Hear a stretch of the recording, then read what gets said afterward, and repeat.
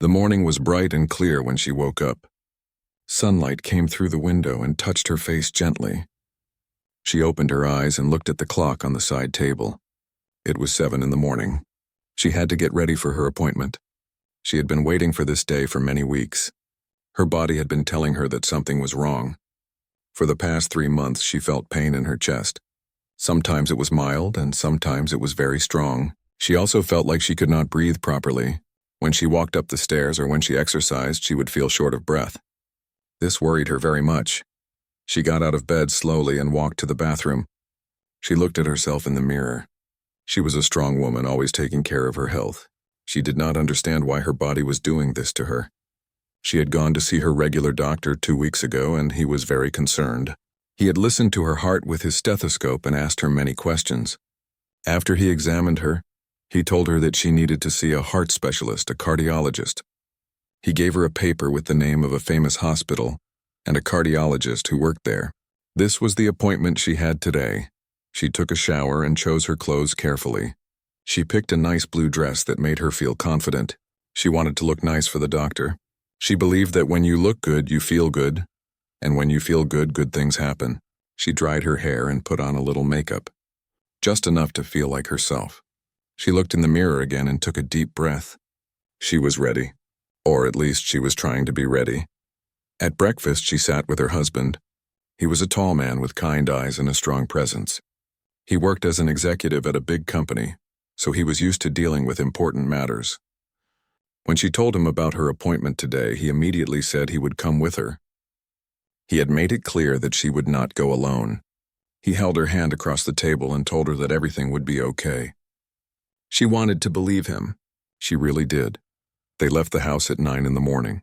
The hospital was downtown, about 40 minutes away from their home. During the drive, she looked out the window at the city passing by. She thought about her life. She thought about how she had worked hard to get where she was. She had gone to college and got a good job. She made good money and had good insurance. She had a loving husband and a nice home. She had friends and family who cared about her. She should be happy. She should feel blessed. But today she felt worried and scared. What if something was seriously wrong with her heart? What if the doctors could not help her? Her husband seemed to know what she was thinking. He reached over and touched her arm. He told her not to worry too much. He said that doctors today could fix almost anything. He reminded her that she was strong and that her body had always fought to stay healthy. He said that whatever they found out today, they would face it together. She nodded and tried to smile. She was grateful to have him by her side.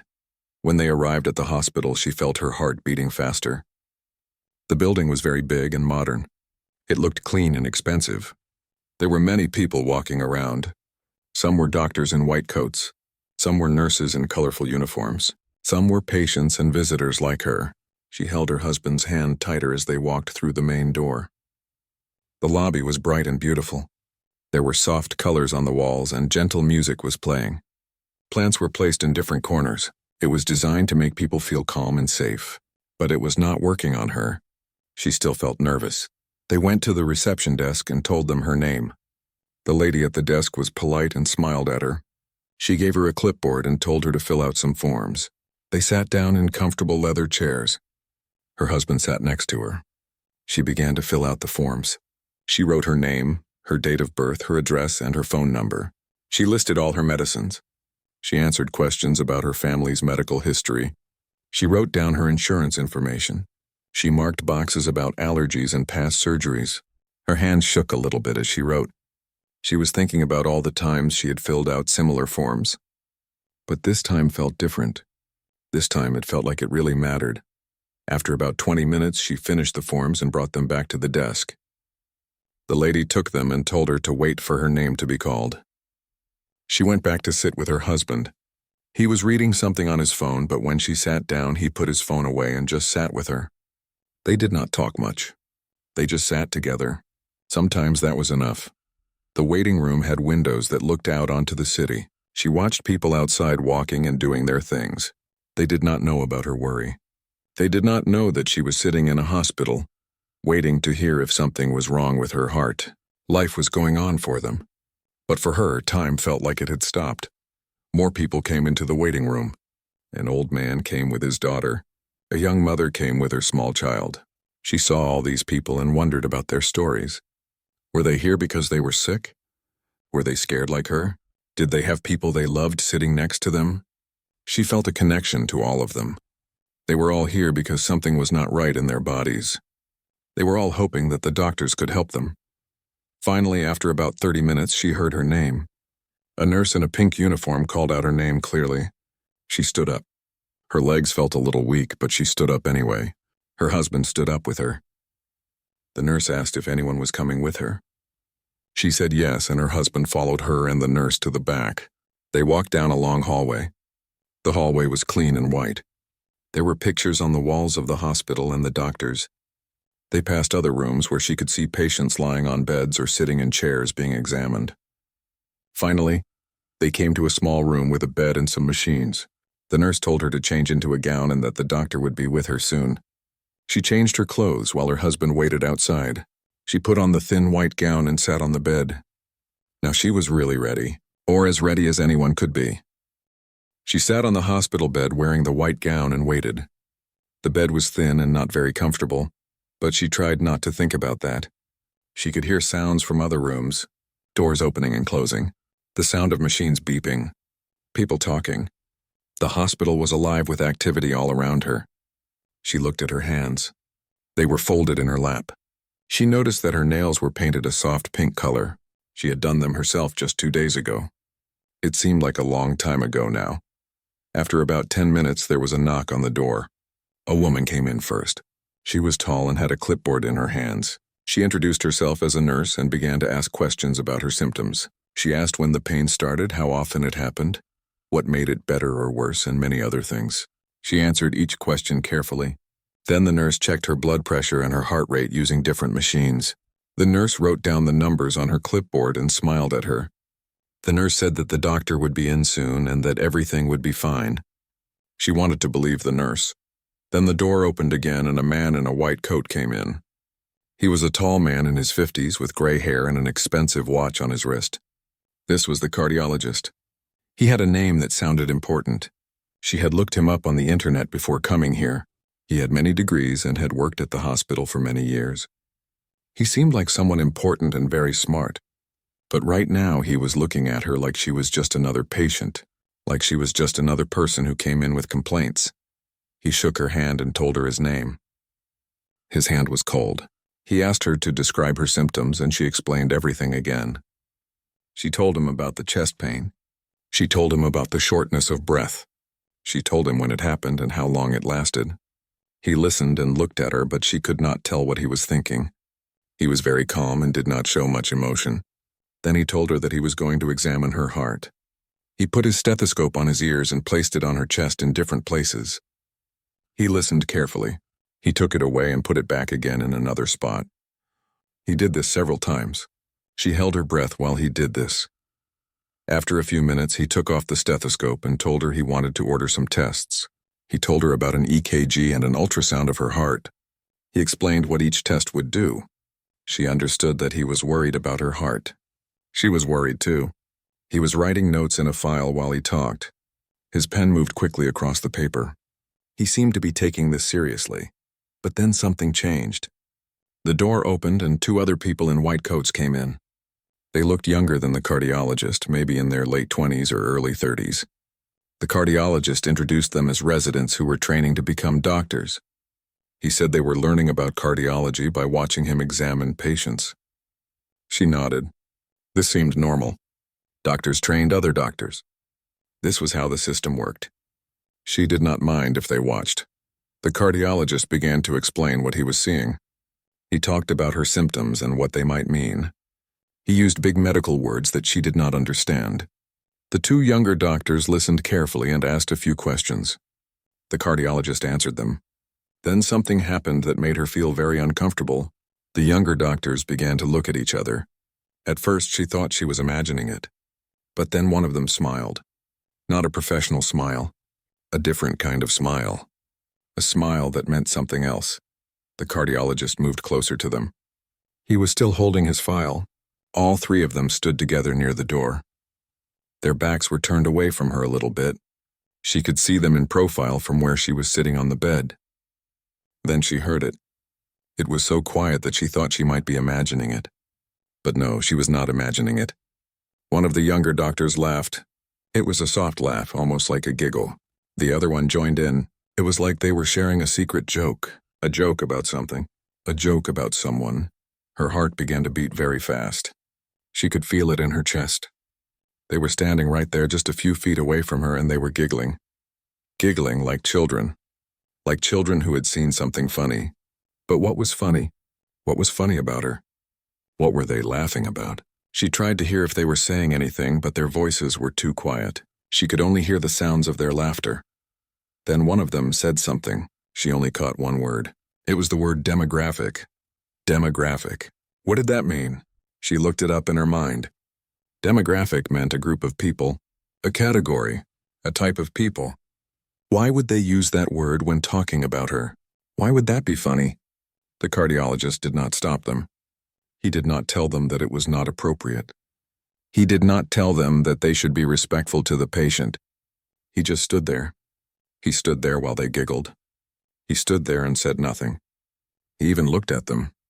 When he looked at them, his face did not change. He did not look angry. He did not look surprised. He just looked like he was watching them, like he was letting them do this, like this was okay with him. She felt her face become hot. She felt tears starting to form in her eyes, but she did not want to cry. Not here, not now. She felt her hands forming into fists. She felt a burning in her chest that had nothing to do with her heart condition. This was a different kind of pain. This was the pain of being disrespected. This was the pain of being treated like she was something to laugh at. This was the pain of knowing that the people who were supposed to help her were mocking her instead. She looked down at her hands. She did not want to see their faces anymore. She did not want to watch them giggling. She did not want to see the cardiologist standing there and doing nothing. She focused on her pink nail polish. She focused on the blanket on the bed. She focused on anything except what was happening right there in that small room, with the white walls and the machines that beeped and the bed that was not very comfortable. Then it stopped. The giggling stopped. The cardiologist turned around. He came back toward her. His face was professional now. It was like nothing had happened, like those moments of laughter had never occurred. He told her when her tests would be. He told her to come back in 3 days to get the results. He told her to rest and to avoid too much activity. Then he shook her hand again. His hand was still cold. He left the room with the 2 younger doctors. They left without saying anything to her. They did not apologize. They did not acknowledge what had happened. They just left. She sat on the bed and did not move for a long moment. She was alone again. She wanted to get dressed and leave. She wanted to go home. But first she had to compose herself. She had to make sure that she did not cry in front of anyone. She had to pretend that nothing had happened, even though something very real had just happened. She put her clothes back on slowly. Her hands were shaking a little bit as she dressed. When she was ready, she went back to the waiting room where her husband was waiting. Her husband was sitting in the waiting room looking at his phone when she came back. He was a tall man with dark skin and kind eyes. His name was Marcus, and he was a successful executive at a big company. He had worked hard his entire life to get where he was. He was used to being in charge of important matters. He was used to making big decisions. But today he was just a husband waiting for his wife to come back from an appointment with a doctor. When he saw her, he immediately knew something was wrong. She did not have to say anything. Her face told him everything. Her eyes were different. They looked hurt. They looked angry. They looked like the eyes of someone who had experienced something bad. He put his phone away and stood up. He reached out and took her hand. Her hand was cold and her fingers were tight. She was holding on to him very hard. He asked her what happened, but she did not want to talk about it in the waiting room. There were other people around. There were other patients and visitors. She did not want anyone to hear her story. So she just shook her head and said they should go home. She said nothing else. She did not speak during the walk to the car. She did not speak as he drove out of the parking lot. She just looked out the window at the city streets passing by. Marcus knew his wife very well. They had been married for 12 years. He knew when something was bothering her. He knew when she was upset or worried or angry. But he had never seen her like this. This was different. This was something deeper than normal worry. This was something that had wounded her. He wanted to know what had happened, but he also knew that she would tell him when she was ready. He would just drive and wait and listen. The drive home took 40 minutes. They did not listen to music. They did not talk. There was just the sound of the car engine and the sound of traffic around them. When they arrived at their house, she still did not say anything. She got out of the car and walked inside. She went upstairs to their bedroom. She sat on the bed and looked at the wall. Marcus came upstairs after her. He sat down next to her on the bed. He did not say anything. He just sat there with her. After a long time, she began to cry. The tears came slowly at first, and then they came faster. Her body shook as she cried. Marcus put his arm around her and held her close. He did not ask questions. He just held her while she cried. This went on for several minutes. Finally, she spoke. Her voice was very small and very quiet. She told him everything. She told him about the examination. She told him about the cardiologist. She told him about the 2 younger doctors who came into the room. She told him about the moment when they began to laugh. She told him about the word demographic. She told him that the cardiologist had done nothing to stop them. She told him that they had treated her like she was not a real person, like she was something to make fun of, like she was less than human. As she spoke, she began to cry harder. She said that she had never felt so disrespected in her life. She said that she had always been treated well because she had money and education and a good job. But in that moment, in that hospital room, none of that had mattered. In that moment, the only thing that had mattered to them was the color of her skin. They had looked at her and seen only that. They had heard her symptoms and her concerns, but they had not seen her as a person who deserved respect and care. They had seen something to laugh at. Marcus listened to every word. His face became darker. His jaw became very tight. She could see the muscles in his jaw working. She could see his hands forming into fists. This was not normal for Marcus. He was usually very calm. He was usually very controlled. But now she could see that he was angry. Very angry. He was angry in a way that she had never seen before. He was angry like a man who had been pushed too far. He was angry like a man who was going to do something about this. When she finished talking, Marcus stood up. He walked to the window and looked out at the street. He was quiet for a long time. She could see his shoulders rising and falling as he breathed. He was taking deep breaths, trying to calm himself down. Finally, he turned around and looked at her. His eyes were full of fire. He told her that what happened was wrong. He told her that no one should ever be treated that way. He told her that no one should ever be mocked by the people who were supposed to help them. He told her that the cardiologist's silence was worse than the giggling, because his silence meant that he approved. His silence meant that he was part of the problem. Marcus told her that he was going to do something about this. He said that this could not happen to anyone else. He said that these doctors needed to know that there were consequences for treating people with disrespect. He said that they needed to understand that what they had done was not acceptable in any way. He said that he had some power and some connections and he was going to use them. He sat back down next to her and took her hand. He told her that he was so sorry that she had experienced this. He told her that he loved her and that she was worth so much more than how they had treated her. He told her that she was smart and beautiful and strong. He told her that she deserved to be treated with respect and dignity. He told her that she deserved a doctor who would listen to her concerns and treat her as a person, not as a number or a stereotype. She felt something shift inside her.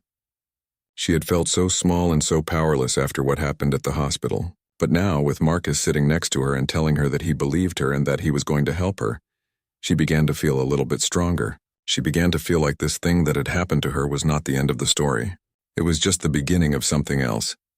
Marcus spent the rest of the evening on his phone and his computer. He was making calls and sending emails. He was reaching out to people he knew. He was asking questions and gathering information. He was doing what he always did when he needed to solve a problem. He was taking action. He was taking control of the situation. He was going to make sure that something was done about what had happened to his wife. He was going to make sure that those doctors understood that they could not treat people this way and get away with it. The next morning, Marcus woke up early. He had barely slept. He had spent most of the night thinking about what his wife had experienced. He had thought about the cardiologist and the 2 younger doctors. He had thought about the hospital and the systems that allowed these things to happen. He had thought about the many other people who might have experienced the same kind of treatment. He had made a decision.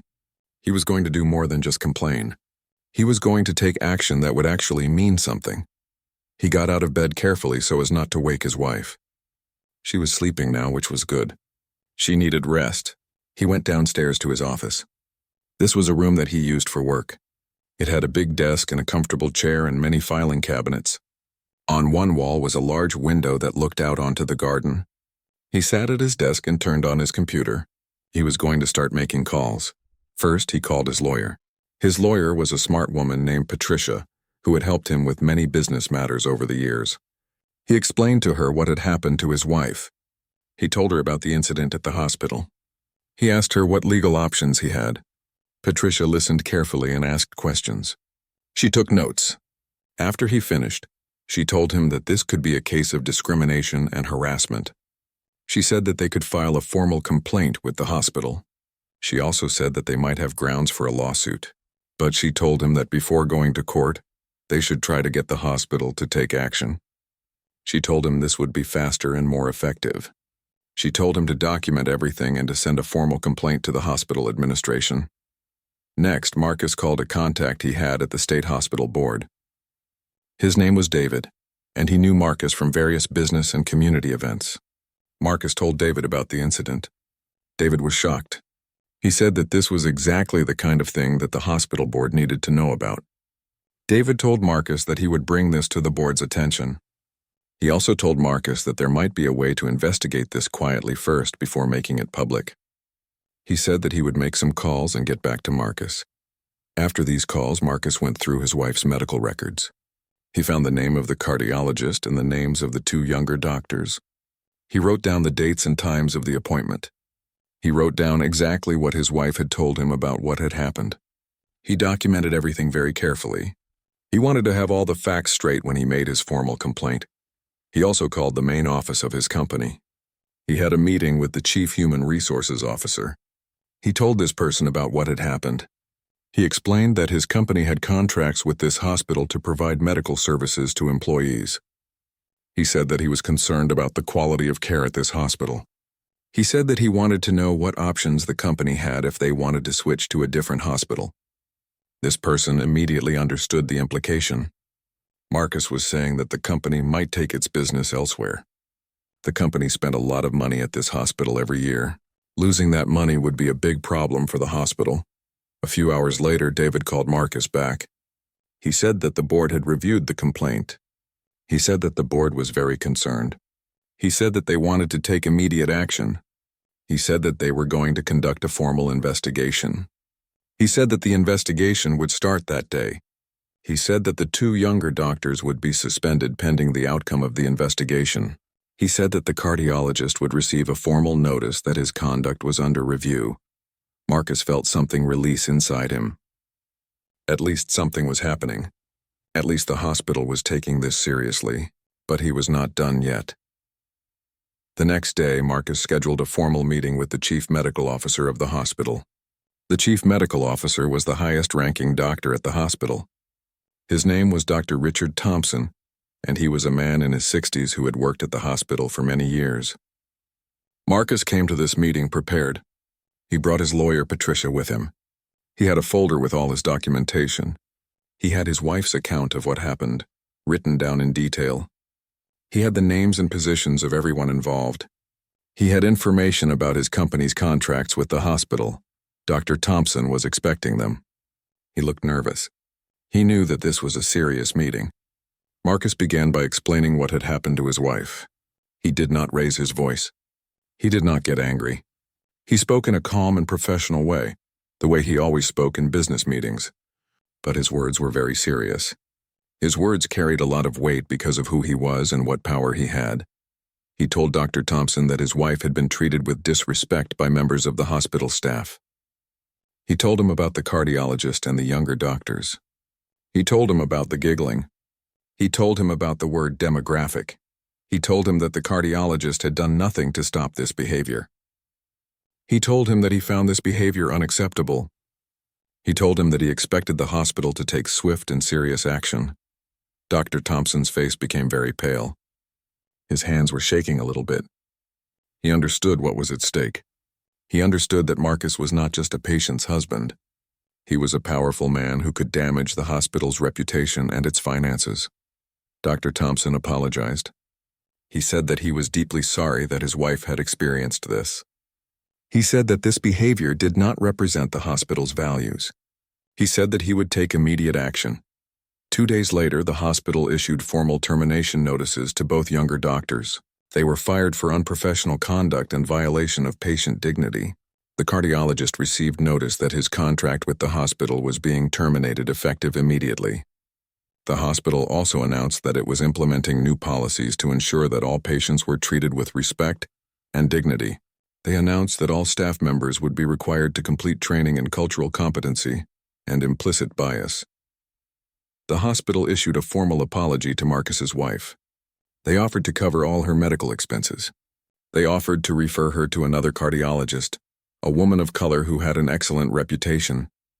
Dr. Thompson met with Marcus and his wife in person to apologize.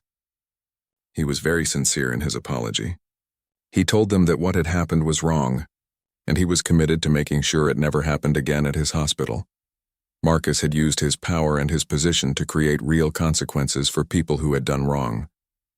He had shown that when you have the ability to do something about injustice, you have the responsibility to do it. He had shown that sometimes the most powerful action you can take is to hold people accountable for their actions. He had shown his wife that she was not alone, and that what had happened to her would not be forgotten or ignored. 3 months had passed since the cardiologist and his staff were fired from the hospital. 3 months had passed since the hospital implemented new policies and required all staff to complete training in cultural competency and implicit bias. The news of what had happened had spread throughout the medical community. Some people praised Marcus for taking action. Some people criticized him for being too harsh. But everyone was talking about it. The hospital held the mandatory training for all clinical staff. Every single person who worked in a clinical capacity at the hospital was required to attend. The training was called Cultural Competency and Respect in Healthcare. It lasted 8 hours and covered many topics. It talked about stereotypes and bias. It talked about the history of discrimination in medicine. It talked about how doctors' assumptions about patients could harm people. It talked about how language and behavior could make patients feel disrespected and degraded. Everyone who attended the training had to sign a paper saying that they had completed it. The hospital kept records of who attended and when they attended. Attendance was verified and documented. This was important because it meant that the hospital was serious about this training. It was not just a box to check off. It was a real requirement with real consequences if people did not complete it. If any staff member refused to attend, they would lose their job, just like the cardiologist had. The cardiologist's medical license also came under review by the state medical board. The board conducted a formal investigation. They interviewed his colleagues. They reviewed his patient records. They looked at his history of treatment. The investigation found that there were complaints from other patients as well. Other patients had reported feeling disrespected by him. Other patients reported that he had made assumptions about them based on their appearance or their background. Some of these complaints had been made years ago, but no one had taken action on them. Now finally, someone was taking action. The state medical board required that the cardiologist complete additional training in cultural competency before he could continue to practice medicine. They also placed a formal letter in his medical file. This letter documented his conduct in the investigation. This letter would follow him for the rest of his career. Any hospital or clinic that checked his record would see this letter. Many places would not want to hire him. His reputation had been damaged, possibly forever. The 2 younger doctors who had giggled in the room also received consequences. They had lost their jobs at the hospital, but because they were still in training, the incident also affected their ability to continue their training in other places. Other hospitals were hesitant to take them because of what had happened. The incident followed them. It became part of their permanent record. For a doctor in training, losing a good training position was a very serious problem. It could affect the entire course of their career. A few weeks after the investigation was completed, Marcus and his wife were invited back to the hospital. Dr. Thompson met with them again. This time it was not an apology meeting. It was a different kind of meeting. Dr. Thompson wanted to talk about how the hospital could prevent this kind of thing from happening in the future. He asked Marcus and his wife for their ideas and suggestions. They talked about training and education. They talked about accountability and reporting systems. They talked about the importance of listening to patients when they reported bad treatment. Dr. Thompson also told them about a new position that the hospital was creating. The hospital was going to hire a patient advocate. This person would investigate complaints about disrespectful treatment. This person would make sure that complaints were dealt with quickly and fairly. Dr. Thompson asked if Marcus's wife would consider applying for this position. He said that she would be perfect for it, because she understood the problem from personal experience. She said that she would think about it. Meanwhile, Marcus's company made a public statement. The company said that it was reviewing its contracts with hospitals and medical clinics. The company said that it was committed to making sure that its employees received respectful and high-quality care.